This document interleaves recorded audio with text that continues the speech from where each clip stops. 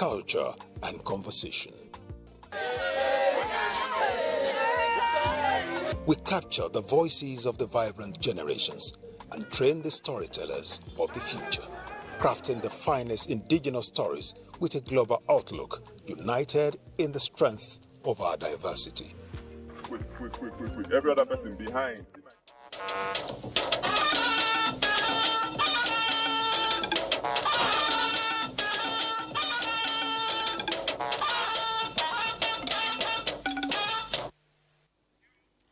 It has been a rainy Saturday here in the nation's capital.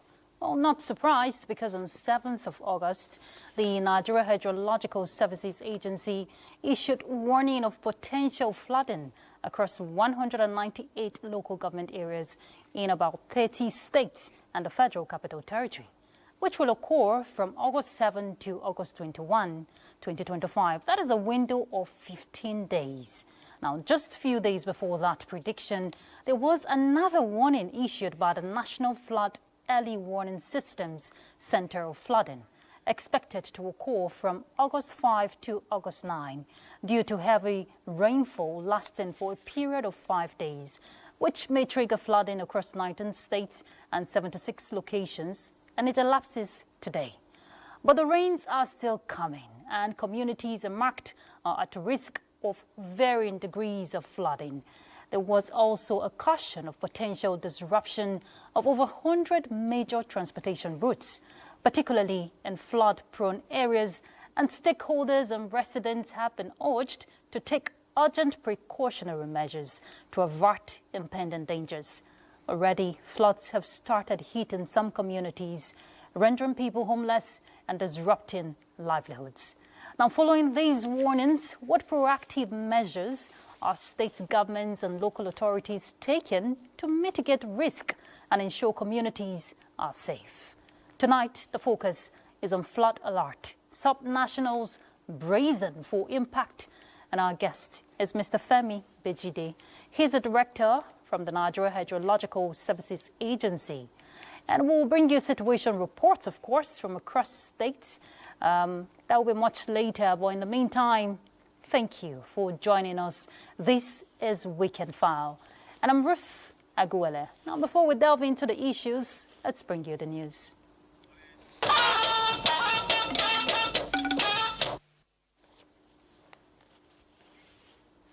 As part of efforts to curb identity fraud, data breaches, and data security risk globally, the federal government is implementing a new consular biometric data verification policy. Minister of Foreign Affairs Yusuf Tugar, who disclosed this, says through a verified platform with interagency support, the ministry has officially approved ASFAR Nigeria, that is ASFAAR.ng, a digital platform for verification of Nigerian travelers. Yusuf Tugar was presented with an overview of the system's features, including real-time data processing for destinations such as the Gulf and Arab countries, a key destination for Nigerian travelers and businesses. As the process is being implemented, we urge you to designate liaison officers to interface with asfar.ng, who seamlessly connect with Nigeria's Identity Management Commission, NIMC, and other relevant agencies to conduct verification as a mandatory part of your application process for Nigerian citizens. The minister highlighted the mutual benefits of the framework, reinforcing visa integrity, trust, and compliance. However, it remains optional for individual countries to key into the initiative. While implementation is in process, Lebanon's ambassador suggests a bilateral agreement to further ease consular services and processes with partner countries to enhance travel security. Agreements, and we need to verify it with our government before we agree to the process. Asfar.ng is not meant to replace consular procedures, but to support and enhance them. Air travelers are once again being reminded of the strict rules governing items that can and cannot be taken on board flights. The Nigerian Civil Aviation Authority says these measures are in place to guarantee the safety and orderliness of air travel, and they apply to everyone, no matter their status. Aliyu Kabir reports. At Nigeria's airports, sharing their experiences, travelers have plenty to say about the rules in the skies and how they are enforced. But whether you're inside power or you're outside power, you just have to obey the rules. If we want this country to move forward, we should abide by rules and regulations, because in the end it's for our own good and for the face and the good of you and then Nigeria. These rules set by the Nigerian Civil Aviation Authority are clear. Explosives, fireworks, matches and other flammable materials are not allowed. Firearms and ammunition require proper declaration in checked luggage. Sharp objects, toxic chemicals and other corrosive substances are banned outright. Liquid over 100 milliliters or less sealed in a clear 1 liter bag are prohibited in carry-ons, and damaged lithium battery devices are a no-go. But the NCAA says the rules go beyond baggage. They also govern passengers' conduct. Most times people come around thinking that the airport is like every other business environment where you just come and say customer is king. There are limitations to your kingship at the airport. And it is for your own safety, really. It's for your own safety. The rules are there for your safety.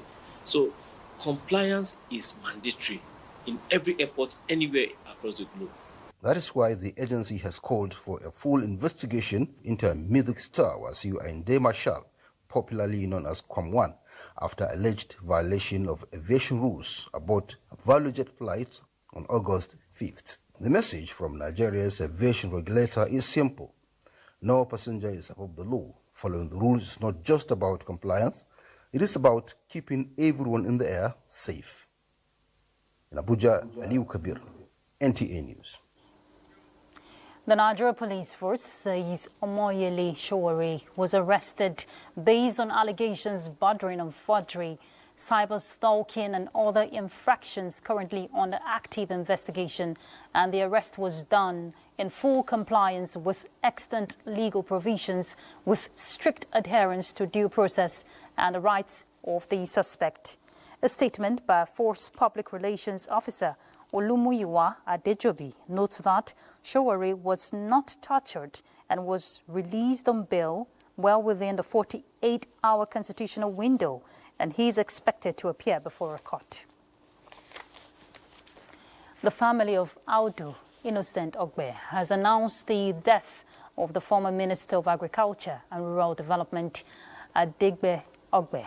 Chief Audu Ogbe's eldest son confirmed to NTA News that his father passed away peacefully in his sleep early Saturday morning at the family home in Asokoro, Abuja. Musa Baba Aliyu reflects on the life and contributions of Audu Ogbe to the nation. Family of Audu Innocent Ogbe, his political and business associates are in mourning. The elder statesman passed away this Saturday at the age of 78. He said he needed rest, and he lay down, and this morning, at the early hours of the morning, he peacefully left. During NTA's visit to the Ogbe's residence, close family members and associates gathered to offer condolences. Among the early callers was former Minister of Information and Culture, Lai Mohammed. In the legacy Audu left behind, his legacy of service to nation, legacy of patriotism, and he left behind a legacy of hard work wherever he was. His family described him as a devoted husband, father and grandfather, whose principled leadership touched countless lives and advanced Nigeria's development. He's a wonderful man, he's a gentleman, he's a kind man, he has a big heart. Born on July 28, 1947 in Otoko, Benue State, Audu Ogbe's distinguished career spanned the academia, the agricultural industry and politics, leaving an enduring legacy of integrity and service. Audu Ogbe served as Minister of Agriculture from 2015 to 2019 under President Muhammadu Buhari, where he championed agricultural reforms and food security initiatives. And we have to learn that if we enrich the rural areas through agriculture and agro-industry, we can enjoy peace and prosperity. He previously held ministerial roles under President Shehu Shagari during the Second Republic, serving as Minister of Communications and State Development in the early 80s. His political career also included serving as the PDP National Chairman from 2001 to 2005. He was a graduate of the King's College Lagos, Ahmadu Bello University Zaria, and the University of Toulouse, France. Musa Baba Aliyu, NTA News. In the meantime, President Bola Tinubu condoles with the government and people of Benue State, family, friends and associates on the passing of Chief Audu Ogbe, a foundation member of the All Progressives Congress and former chairman of the People's Democratic Party. Chief Ogbe served as Minister of Communications in the Second Republic and later as Minister of Agriculture under late President Muhammadu Buhari. In a statement by Special Advisor on Information and Strategy, Bayo Onanuga, the President acknowledges Chief Ogbe's intellectual contributions to policy formulation and his articulation of practical solutions to complex national challenges.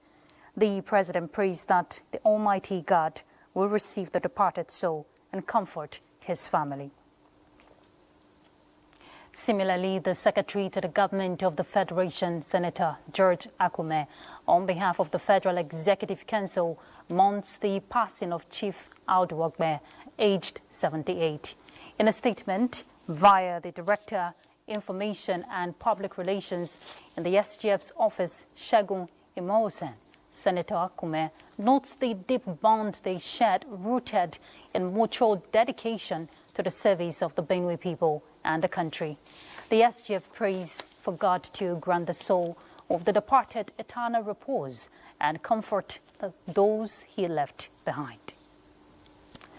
We'll flip to other issues. The Court-Martial Federal Road Safety Corps, Shehu Mohammed, has expressed appreciation to the First Lady, Oluremi Tinubu, for her magnanimous donation of 110 million naira to support victims of road traffic crash that happened in Kano State. The Court-Martial described the First Lady's gesture as an act of uncommon compassion and a demonstration of the renewed hope agenda in action, noting that it will bring relief, dignity, and renewed confidence to the families of the 22 Kano athletes who tragically lost their lives in a fatal road traffic crash earlier this year.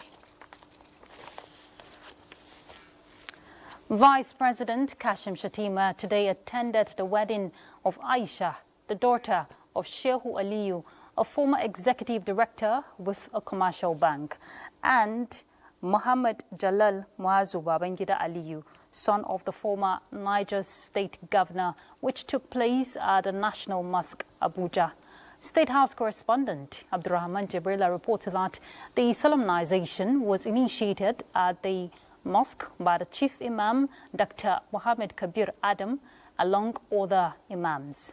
Vice President Kashim Shettima stood in for the bride, Aisha Shehu Aliyu, and Muazu Babangida Aliyu for the groom, Muhammad Jalal, with prayers offered for the blessing of the marriage.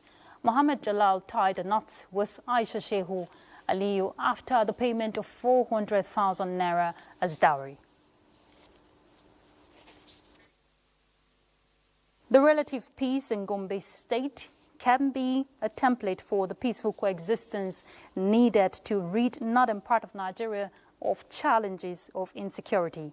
Emmanuel Akila reports that the chairman of the Christian Association of Nigeria, 19 northern states, and the FCT, Reverend John Joseph Hayab, gave the suggestion when he visited Gombe State Governor Muhammadu Inuwa Yahaya. In recent times, whenever northern leaders at whatever level meet, finding solutions to the security challenges in the region top agenda of discussions. The Northern Khan leadership see the relative peace in Gombe State worthy of replication in other states in the region.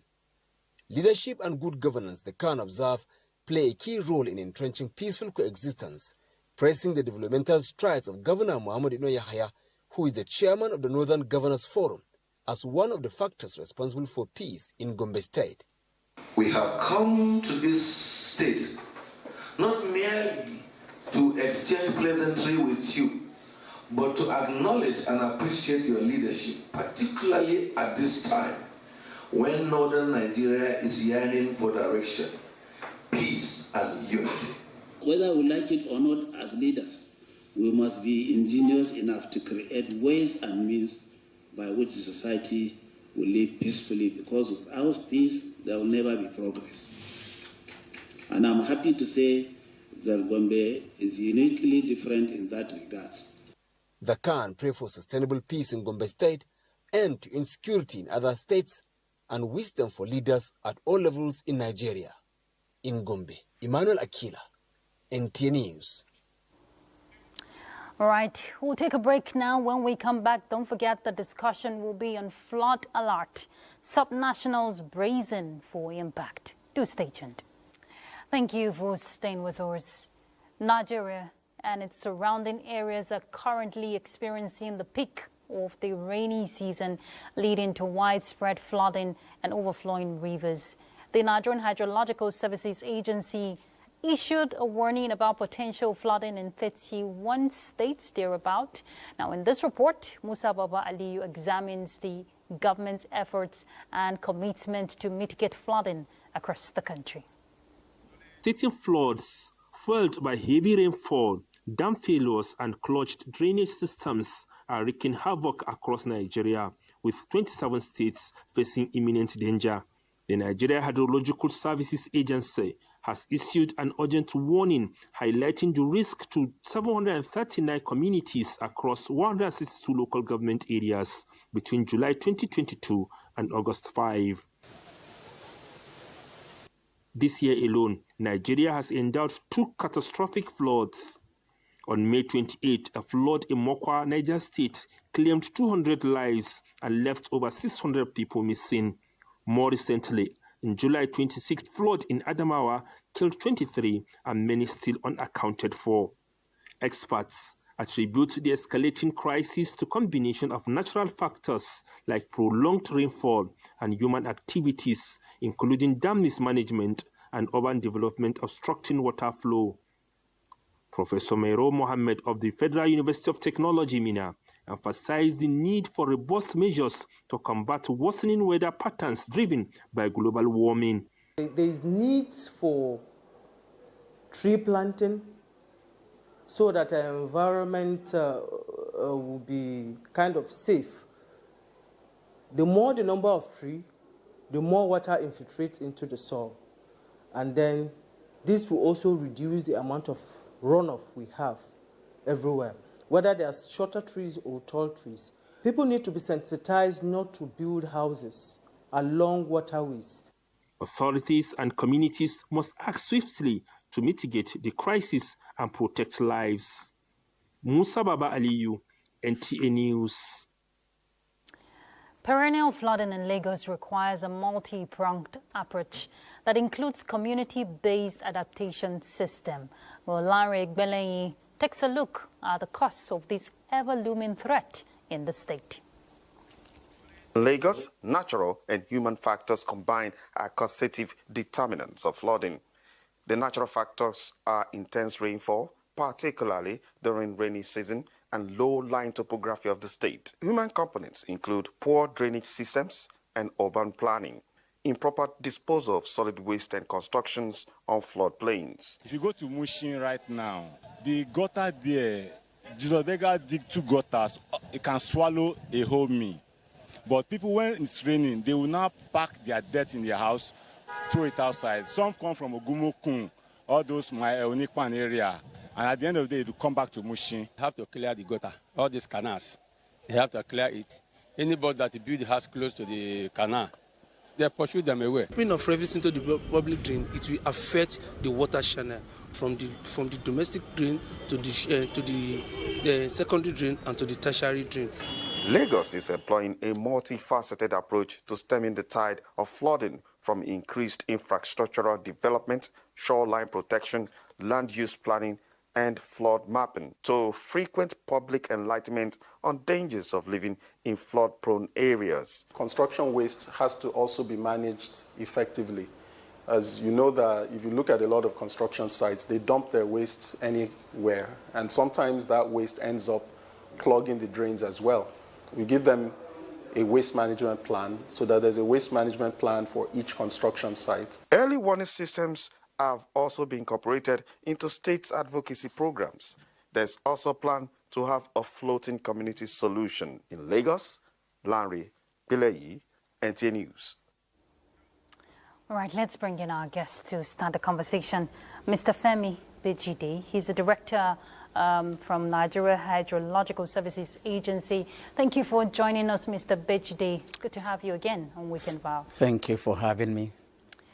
It's quite unfortunate what we just even saw from that Lagos report, seeing drainages, clogged with man-made, efforts. Instead of putting it to good use, we're seeing the negatives happen. And your real-time report, weekly real-time report, that's something that should be put into consideration for proactive measures. Yes.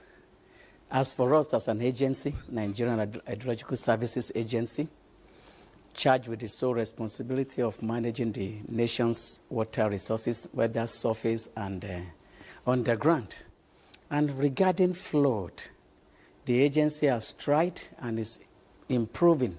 Our forecast was on a state and local government basis. But now we have gone into community-based forecasting and also impact-based forecasting to be able to tell that, okay, this flooding will occur at this area. This not only in the local government, but this particular ward. Not only in that ward, this particular bridge or market or hospital will be impacted. So it has been a community impact-based forecasting. And apart from that, we have also gone, like you have said, into weekly forecast and real time. And I feel that, said to be forewarned is to what? Be forearmed. To be forearmed is to be forewarned is to be forearmed. So people should respond. The attitude of the people matters so much because they are the one that is being threatened. So people should begin to take, forgetting about maybe what they are going to get after that. It's only the living that can get anything. So your life and safety first. So we have done our part as an agency and our statutory function. We have done it and bring it that, okay, the forecast is an early warning of its own, apart from the instruments that we install at various communities to trigger when they get to the flood threshold. Okay, so Mr. Bejide, you release the weekly real-time report. You even give specifics on the bridge. Yes. The one for 7th to 21 now is saying about 100 transportation routes, will be disrupted, even people displaced. Let's look at the role subnationals can play. Do you release this document and just leave it there? What do you do, pushing this to states? Because the states are the ones that are, on target. Yes. And briefly, is part of our work also, like NISA, Nigeria Hydrological Services Agency, NIHSA. And it's also, our work also is generally put in those 5 things also, NIHSA. The N is notation of every flood and drought plain of the country, mapping it. The letter I, instrumentation of every rivers and tributaries in the country. Then the H is the question you are asking me, harmonious synergy. So we cooperate with NIMET, with NEMA, with state governors, and even Nigerian Governors Forum. We send all these documents to them, local government, SEMA and LEMA. We are cooperating together. They have it, they take our documents to prepare their emergency preparedness. That is it. But how many NEMA staff do we have? How many NISA staff do we have? In the population of over 250 million people, the people should know that they are the one to listen and to take proactive steps. Like the documentary you've shown there in the Lagos. See, the drainage are filled up with rubbish. And when it's rain again, people will come out or come and pour things there again. So these are the issues. So I believe that the people, Nigerians, should be sensitized. We are doing our part, NOA is doing their part, government agencies also are doing their own part, but the people themselves should be sensitized.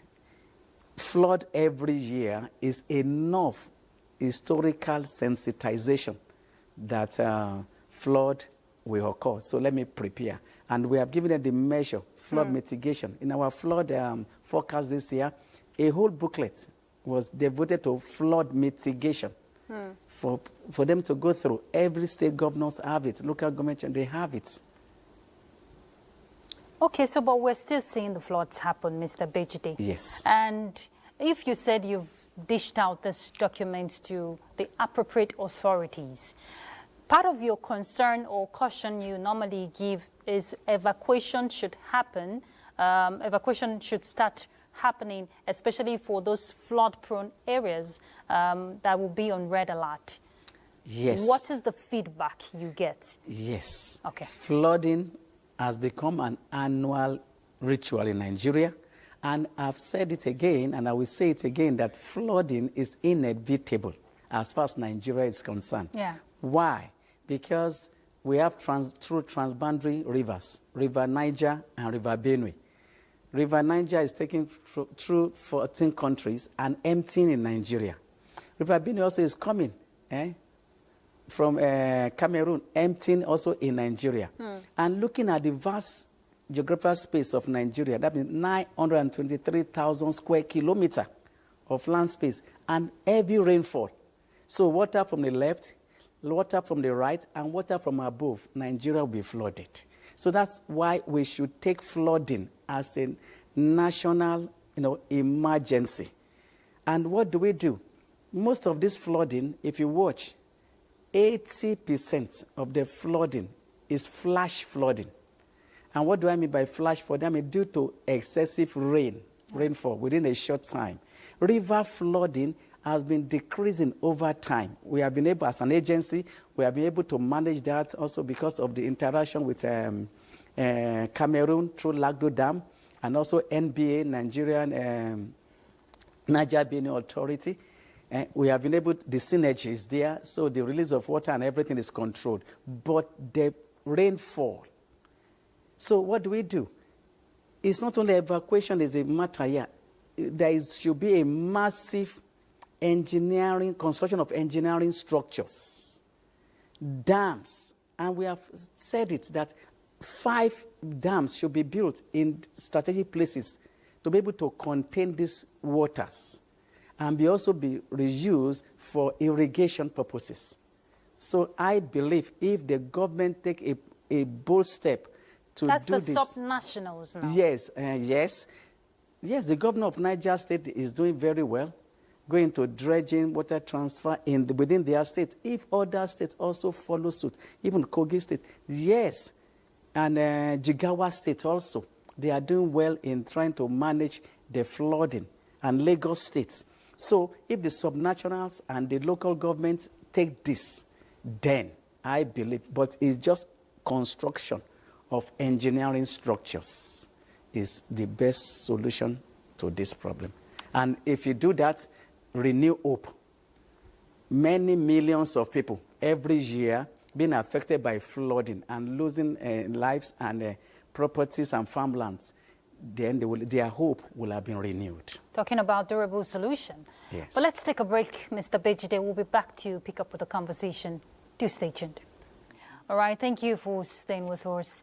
In Borno State, where the threat of flooding remains a reoccurring concern, especially after the devastating 2024 flood, residents are still haunted by the experience, with many eager to see the completion of the ongoing reconstruction of the Alau Dam, which once claimed lives and disrupted several waterways. So let's hear from Umar Jambarima. Climate change, poor drainage networks, and human practices such as building and indiscriminate dumping of refuse in waterways have continued to exacerbate flooding in Borno State. From October of this year till March 2027, the dam will be fully constructed, well upgraded. I was told that the level of flood have had 4 inches, isn't it? Within the last few days. And we believe the volume will continue to grow. As of now, based on the engineering knowledge that we're having, we concluded that road is spot. In Yobe State, amidst flood mitigation measures, the state recorded 5 deaths and 92 injuries following a devastating windstorm and heavy rains. But this time around, we want to do the engagement bottom top, going through the community leaders, religious leaders, through villages and hamlets, so that let them be aware there are things that are avoidable, there are opportunities that we can tap to reduce the impact of the disaster. In Gombe State, the situation is equally dire as flash floods have overwhelmed several areas despite prior alerts. About a month ago, we have already His Excellency Alhaji Muhammad Inoue hired directors to constitute and inaugurate local emergency management agency in all 11 local governments. In Adamawa State, floods claimed 26 lives and caused widespread destruction. In response, the state government has set up a 21-member relief and post-recovery committee. They should avoid dumping refuse in drainages. They should clear drainages, avoid dumping refuse in drainages, avoid building on floodplains. They should observe the 30-meter setback before building close to a floodplain. Despite these challenges, governments across the Northeast remain committed to confronting every threat to the lives of their citizens, no matter the cost. In Maiduguri, Omar Jimbarima, NTA News. All right, Mr. Bejide, you were talking about construction of dams, and we're seeing the reconstruction of the Alao Dam there in Borno State. But very important, the flood app that was introduced when the annual flood outlook was released early this year by NISA. It is meant, to show real time on the dashboard when a flooding is occurring. Am I correct? Yes. So are people taking advantage, especially emergency responders, to act swiftly when an incident occurs? Yes, NISA, like I said, we are improving by the day, and in our forecast the early this year, which NTA was there also, and we released flood app and also a dashboard where you can just have to put to your state, then zoom to your local government and see in real time what is happening. And we didn't stop at that. That's what I'm saying. We follow it up also as a continuous reminder weekly. There is nothing as good as this week. If you are going to pass through this road, it can be slightly flooded. If you are going to pass through this area, it will be heavily flooded, and this market can be impacted. These are early warnings. Early warning. And then I'm trying to let Nigerians know that government through the agency is doing their utmost possible best, all for their safety. What they need to do, the NISA is there, the dashboard is there, even on Twitter handles, on social medias, you can just go there, nisa.gov.ng, and you will see all these things there for your own safety. So are people supposed to have this app on their phones? Yes. Okay. Before I leave, I will just give it, even the social media handles. You can go there, you will see it. It's there. It's for them at their own convenience, even just to test. Let me see whether this is working or this. You just look through and you see it there. So, Mr. Bejide, very quickly now, since these innovative means are there, and you engage in your community engagement with this red alert zones where flood is likely to happen, what is the level of compliance you get from communities? Yes. As I said earlier, I said NISA, we do our work in NISA way, NIHSA. I've talked about the H, which is harmonious relationship. Yeah. The S is a sensitization. which is the answer to your question. We are an agency. Abuja is the headquarters. We have 8 zonal offices in each hydrological areas. Nigeria is divided to 8 hydrological areas. And each hydrological areas, we have a zonal office. And under each zonal office, we have 2 area offices. Our staffs are also there. They are our foot soldiers. They relate with SEMA, State Emergency Management Agency, and also LEMA, Local Government Emergency Management. So they relate with them. But from the headquarters, we look at the 6 geopolitical zones. And we go to the areas most affected. We go there for sensitization to let them know that this is what is going to happen. Engage the communities and the community leaders. But for me and for us, level of compliance is still low, but yet improving. Okay. Unlike 2, 3, 4 years ago, they are improving. The improvement is so minimal. Maybe 30% about 5 years ago, now about 45%. So there are increase in our awareness and response. Okay. But what we see is that because of relief materials, people tend to just say, okay, they prefer a little flooding or something like that. So they can get the aftermath benefits. Yes. So that attitude. And also now, you know, this is floodplain, and it has been marked for floodplain, and you have been told, move. Okay. And remover to move. So Mr. Femi Bejide, we'll continue the advocacy. Yeah, we'll just, you know, as NTA, we'll do our part, and I'm sure NISA is doing its part and other agencies. Yes. And we hope that the right thing will be achieved. Thank you very much for coming on Weekend File. Thank you for having me. All right, let's take a break. We'll be back. Thank you for staying. And next will be Sports Update. Francesca is on Sports Update. Hello, Francesca. Good to see you. Hello, Ruth. Good to see you too. Welcome to Sports Update. Nigeria's senior men's basketball team, the Tigers, have departed the country for Angola ahead of the 31st edition of the FIBA AfroBasket Championship, scheduled to begin next week.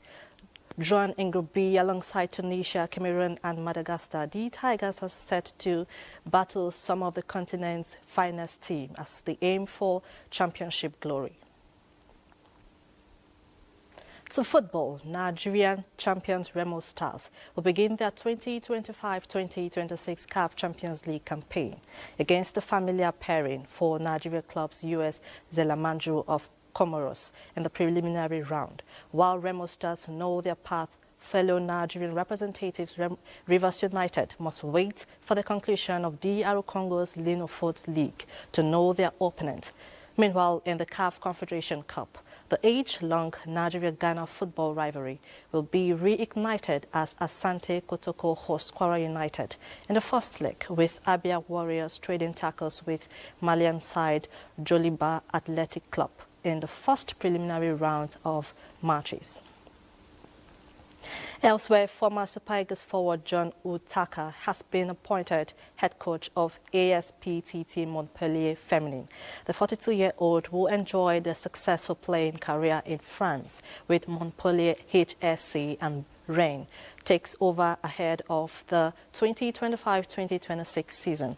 Utaka holds the UEFA A license badge and had worked previously as a youth coach and had interim stints at Montpellier HSC's academy.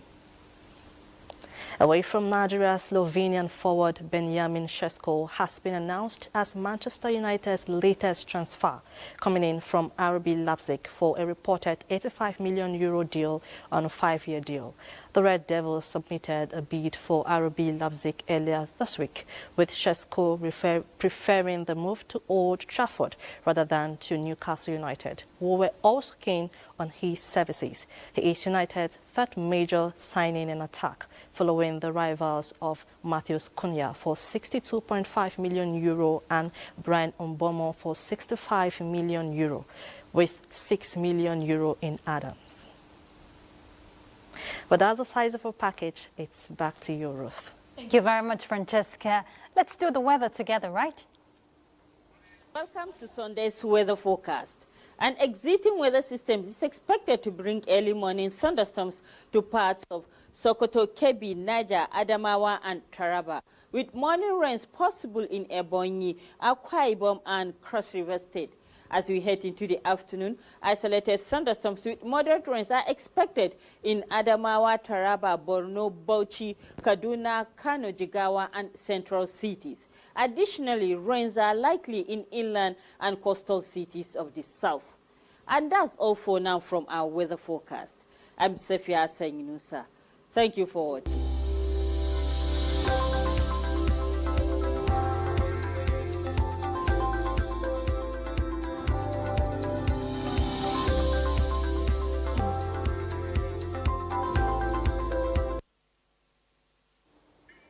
Just before we go, all animals are equal, but some are more equal than others. That is George Orwell's version in his literature, The Animal Farm. Interesting book, but more interesting, lions are the kings in the animal kingdom, and of course in the jungle as well. But even those at the top of the animal kingdom need help. Well, tomorrow, August 10th, is World Lion Day, yes. And the essence of the day is a campaign aimed at raising awareness about the majestic predator, the king of the jungle. How do you react when you see lion in someone's WhatsApp display picture? Sign of strength, I guess. Despite their strength, all is not well with lions. They face various challenges in the wild, including loss of habitat, conflicts with humans, and dwindling prey population. Having face-to-face encounter with a lion may inform one that he or she is on, a journey to their grave. I know that experience. However, they still play a significant role in maintaining ecological balance. They regulate prey species, keeping a check on herbivorous animals, which in turn impacts the vegetation. So without lions, these herbivores would overgraze, leading to soil erosion and other environmental issues. I know you'll be afraid to get close to a lion to offer help. Anyway, don't get too scared, but with extreme caution and from a distance, you can offer a helping hand, especially to the ones in the zoo or in the wildlife gardens. Just pay a visit. That could suffice, right? I've done mine. Don't ask me to go do again. And that's Weekend File. Thank you for being part of it. I'm Ruth Aguwele. Good night.